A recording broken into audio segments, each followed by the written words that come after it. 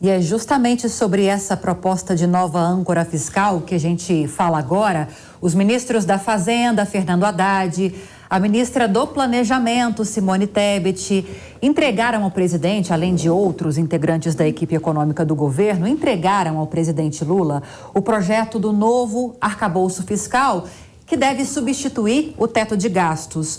E para a gente analisar esse tema com mais profundidade, vamos conversar agora com o professor de economia do IBMEC do Rio de Janeiro, Caio Ferrari. Professor, bem-vindo ao Fast News. Boa noite. Opa, boa noite. Boa noite. Agora, professor, muito se esperava que houvesse algum spoiler, pelo menos depois dessa reunião de ministros com o presidente Lula a respeito desse novo arcabouço fiscal. Mas Fernando Haddad e a equipe, assim que a reunião terminou, sumiram da imprensa, não se sabe com certeza do que se trata esse modelo que ele está propondo. Isso deve ser apresentado já na próxima semana, mas no mercado financeiro, entre os economistas, os profissionais dessa área, com certeza já há algumas possibilidades sendo desenhadas. Quais são as expectativas do senhor em relação a esse novo arcabouço? A gente teve, né, a expectativa hoje de saber efetivamente, né, de maneira mais clara qual seria o plano do governo. Isso não acabou vindo a público, né, até o momento. Assim, já o que foi ventilado, né, em geral, é que a gente teria uma regra mais flexível, né, uma regra que permitisse, né, o governo aumentar os gastos em algum momento, né, dar algum tipo de impulso quando ele tivesse espaço no orçamento, né? Então, por um lado, né, tem o argumento que o teto não vinha funcionando bem, né, ele é passível, né, de contabilidade criativa, de orçamento emergencial, né, e aí surgiu essa ideia de criar uma nova âncora, né, que não fosse o teto de gastos, né. A principal questão, né, é que a medida do teto de gastos, como era, talvez ela fosse um pouco rígida, né, mas, por outro lado, ela tenderia, de fato, a estabilizar a dívida pública, né, porque se você congela os gastos, né, só faz a correção monetária deles, e a economia cresce, né, por exemplo, no período de 20 anos, a arrecadação tende a crescer, e aí a gente equilibraria, né, a trajetória da dívida, né. Agora, sem a gente efetivamente ter uma regra rígida, pode ser que a gente não consiga estabilizar de fato a trajetória da dívida, né. E aí a gente entra no principal problema, né, que é a perda de credibilidade, né. Assim, você tem a percepção, né, do mercado, dos investidores, né, dos agentes econômicos em geral, que a trajetória daquela dívida ela é explosiva, né? Que o governo vai começar a ter dificuldade de honrar seus pagamentos, né? E que isso, né, vai provavelmente elevar ainda mais os juros ou ter um impacto inflacionário, né? Pode levar à saída de capital, aumento da percepção de risco da economia brasileira. Então, é um tema delicado, né? E é importante que a gente tenha, de fato, uma regra que seja clara, né? Uma regra cheia de sub-regras e de difícil interpretação, né? Ela pode perder em termos de transparência, né? E aí a gente perderia um pouco desse efeito do público, né, acreditar, né, que no governo, acreditar que a dívida vai ser controlada, que vai haver de fato responsabilidade fiscal, né, que seria o mais importante. Professor, estávamos falando agora há pouco aqui sobre a grande expectativa do governo, primeiramente as críticas, e com essa proposta expectativas em relação a uma redução da taxa básica de juros. O governo espera, com a apresentação e aprovação desse novo arcabouço, que haja uma pressão para que o Banco Central reduza essas taxas básicas ou a taxa básica de juros, a Selic, que hoje está em 13,75%. A expectativa em relação ao arcabouço é que, quando se fala da divulgação dessa proposta na próxima semana, isso vai coincidir justamente com uma reunião importante que acontece recorrentemente do Copom, que tem esse poder que realiza essas mudanças ou não, ou manutenções da taxa Selic, da taxa básica de juros. Há, professor, alguma possibilidade, diante de todas essas especulações, que haja alguma mudança na Selic já na reunião da semana que vem? Olha, existe essa pressão do governo, né, que é algo ruim, porque acaba gerando ruído, né, na economia como um todo, né, assim, o Banco Central, teoricamente, tem sua independência, né, deveria ter sua independência. A tese de independência do Banco Central é amplamente aceita em todos os países, quase todos os países desenvolvidos, né, em diversos países pelo mundo. Então, é um consenso, né, entre os economistas e, em geral, que, né, praticamente um consenso de que o Banco Central deve ter sua autonomia, né, deve agir de modo independente, né. Então, assim, quando o governo pressiona, né, o Banco Central, ele, de certa forma, está ferindo esse princípio, né.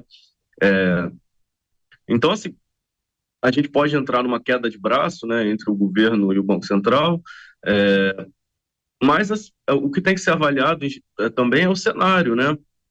A gente tem possível recessão na economia americana, possível recessão na Europa, né. O cenário externo, macroeconômico externo, ele não é dos mais fáceis no momento, né. Então, assim, os outros bancos centrais também estão no ciclo de elevação de juros, né, também estão preocupados com as suas inflações domésticas, né. Isso, de certa forma, reduz um pouco o espaço para as reduções de taxa de juros aqui, né, porque, basicamente, só geraria, né, saída de capital para esses países que têm seus títulos lá, suas dívidas, muito mais seguras, né, do que no Brasil, por exemplo, né? Então, a nossa taxa, de certa forma, ela já compensa um pouco do nosso próprio risco, né? Ela já compensa, por exemplo, o próprio problema fiscal, né? A partir do momento que o resto do mundo também está subindo suas taxas, né, principalmente dos países desenvolvidos, a gente fica com uma certa dificuldade de botar a nossa taxa muito baixa também, né? Então, não é tão simples quanto, às vezes, o governo quer colocar, né, ou quer responsabilizar o Banco Central pelo não crescimento, pelo não possível crescimento, né? Então, pode ser que a gente tenha alguma redução, né, mas eu não acreditaria numa redução muito drástica, né, principalmente porque a gente tem que olhar para a inflação aqui, tem que olhar para as expectativas de inflação daqui, né, tem que olhar também para os movimentos externos. Elaine Keller. Exatamente, eu vou pegar então o gancho da sua fala. Antes da sua entrevista, eu falava que o governo agora tudo coloca a culpa na taxa de juros, né? Tudo fica na conta do Banco Central agora. E eu dizia exatamente isso. A gente tem aí uma guerra entre Ucrânia e Rússia, agora uma crise no sistema bancário americano, com quebra aí de 2 bancos, né? Não quebra, mas ali uma crise entre eles que o governo teve que intervir para que não houvesse uma quebradeira de novo no sistema bancário americano. E, para além disso, né, a gente tem aqui a questão do arcabouço fiscal, que está demorando um pouco, a gente não tem ainda muita notícia sobre como o governo pretende fazer isso, inclusive aí com o déficit da reoneração dos combustíveis, que não foi completa, foi ali por volta de 75% só. Então, colocar a culpa na taxa de juros não me parece aí uma boa resposta, né? Inclusive porque isso não atrapalharia investimentos dentro do Brasil. O senhor concorda comigo ou acha que tem mais algum ponto que a gente deveria falar a respeito disso? Não, assim, o efeito da taxa de juros, mesmo domesticamente, né, ele torna, às vezes, os projetos, né, de investimento um pouco mais caros também, né? Então, a gente, de fato, se tivesse taxa de juros mais baixas, teria, né, às vezes, maior gasto, né, com investimento, o gasto em ampliação de capacidade, né, em bens de capital, em produção de fato, né? Então, assim, quando você eleva as taxas de juros, está preocupado em estabilizar a inflação, né?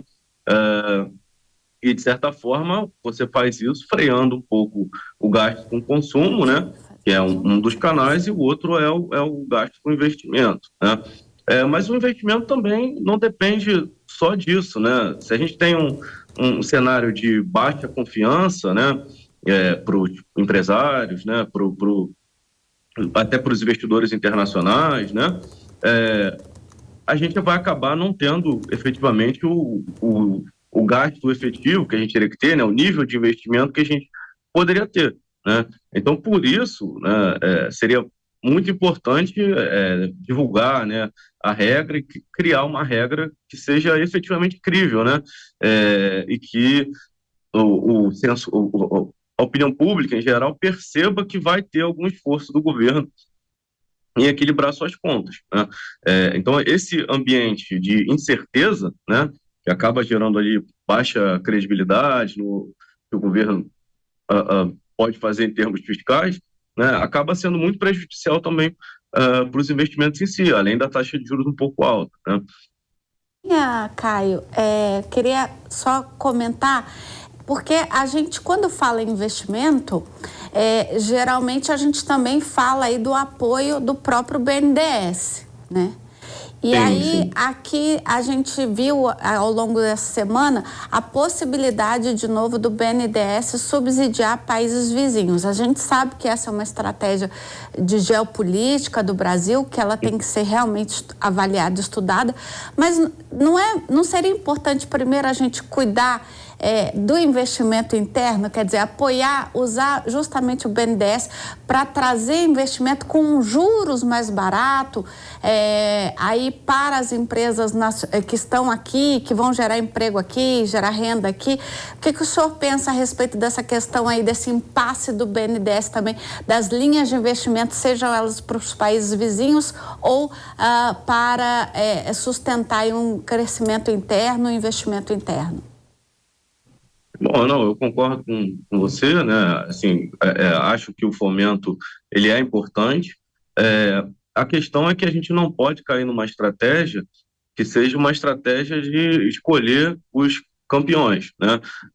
Às vezes achar assim, determinado setor merece mais fomento, né? Ou determinada área merece mais fomento, né? Então, assim, seria bom que a gente tivesse crédito, né, para as empresas como um todo, né, que a gente tivesse projetos de desenvolvimento para todas as regiões, não para favorecer A ou B ou alguma questão política, né, relacionada, né?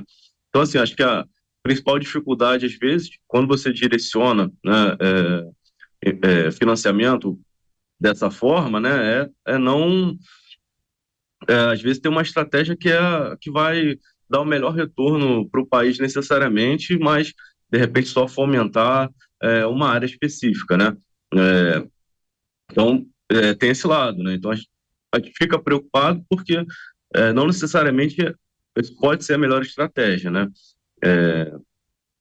Agora, professor... Acho que no geral é isso que eu acho. Sim, agora, professor, para a nossa audiência ficar bastante ciente do que a gente está falando, quando a gente fala de taxa básica de juros de Selic, a gente está falando de um instrumento que é utilizado pelo Banco Central justamente para controlar a inflação. Eu estou com uns números aqui para fazer uma pergunta para o senhor. Como eu disse há pouco, a gente está com uma Selic com uma taxa básica de juros em 13,75% atualmente. E nessas projeções que são feitas por economistas, pelo mercado financeiro e também pelo governo, pelo Ministério da Fazenda, a gente tem uma previsão, uma estimativa de inflação para esse ano pelo governo, feita pelo governo, de 5,31%. Quando a gente fala dessas projeções e estimativas do mercado financeiro via Boletim Focus, a gente está falando de uma previsão de 5,96%. Lembrando que, para que a gente fique dentro da meta de inflação, que é estipulada pelo Conselho Monetário Nacional, é preciso que a gente fique entre 1,75% e 4,75% agora em 2023. Ou seja, conforme essas estimativas, poderemos, pelo terceiro ano consecutivo, estourar essa meta de inflação. É compreensível a preocupação do Banco Central em manter uma taxa de juros num patamar que controle o avanço dessa pressão inflacionária. Mas 13,75% não acaba sendo um remédio amargo demais para a economia? Olha, por um lado, a gente tem o Banco Central fazendo política monetária, né? Por outro, a gente tem o governo, né, fazendo lá política fiscal. A gente sempre vai ter, né, um pouco mais de responsabilidade por parte do Banco Central, tá? Então, assim, ele, em geral, vai pesar mais um pouco a mão. É isso que a gente vê ao longo do tempo, né? Porque os governos enfrentam lá seus ciclos políticos, né? Em geral, tem uma tendência de ter uma política mais expansionista, né? E eu acho que muitas das vezes a própria política contracionista do Banco Central acaba sendo uma forma de regular, né, a expansão de gastos, né, e o descontrole da política fiscal, né? Então, a elevação dos juros, né, como eu falei, ela não depende só de questões domésticas, né? Ela também depende das taxas do resto do mundo, né? Então, você está num certo período, né, que você tem uma certa dificuldade dentro pela inflação e fora, né, pela possível crise, guerra, enfim, né, efeitos ainda desde a pandemia sobre a cadeia global de produção, né. Então, assim, é um remédio amargo, sim, né, mas acaba sendo um remédio que, de certa forma, você tem que tomar, né. O custo de você deixar a inflação sair do controle, na verdade, é que o choque que você vai dar na taxa de juros no período seguinte, né, vai ser ainda maior. Então, em termos de desaquecimento da economia, de desemprego, né, se a gente descola as expectativas do que são mais ou menos a meta, né, o custo para desinflacionar acaba sendo ainda pior, né, a recessão seria ainda pior, né. Então, é um remédio amargo, mas é assim, um remédio que em geral, é melhor tomar do que se tornar uma economia doente, né? Seguindo pela analogia. Porque se a gente desancora as expectativas e o Banco Central não sinaliza que ele vai fazer de tudo para buscar a meta, né? Ele vai perder credibilidade. E aí, se ele perde credibilidade, o público acredita menos nele, né? A reputação dele já não é mais a mesma. A gente começa a ter problemas, né, de falta de credibilidade, né? Por exemplo, repasse, às vezes, da taxa de câmbio acaba sendo maior, né? Porque ele acaba contaminando mais as expectativas que não estão tão bem ancoradas, né? Os efeitos, às vezes, do aumento de risco, né, da avaliação de risco do Brasil, acabam sendo maiores, né? Então, assim, a principal questão, né, é que mesmo com as taxas elevadas, né, a gente não está dentro da meta, né? Então, de certa forma, a gente não consegue dizer que a previsão, a ação do Banco Central tem sido equivocada, né? Ele segue fazendo o que ele se comprometeu a fazer quando ele anunciou um regime de metas de inflação, né, há pouco mais de 20 anos aí, né, quase, quer dizer, depois de 99, né, por aí. Então, ele, assim, ele segue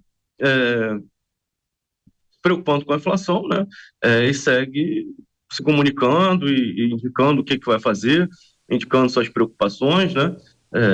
Então, eu acho que, de fato, não dá para a gente dizer que a taxa esteja talvez alta demais, né? Como o governo às vezes está querendo dizer também. Pois é, professor, todas as atenções voltadas então para a apresentação desse novo arcabouço fiscal, a proposta pelo menos prevista para a próxima semana, e também essa reunião do Copom, para a gente saber se essa taxa básica de juros vai continuar nesse patamar ou não. Queria te agradecer, professor Caio Ferrari, professor de Economia do IBMEC do Rio de Janeiro, pela entrevista a essa hora da noite e sexta-feira. Seja sempre muito bem-vindo, professor. Boa noite. Boa noite. Boa noite, um abraço para vocês. Um abraço.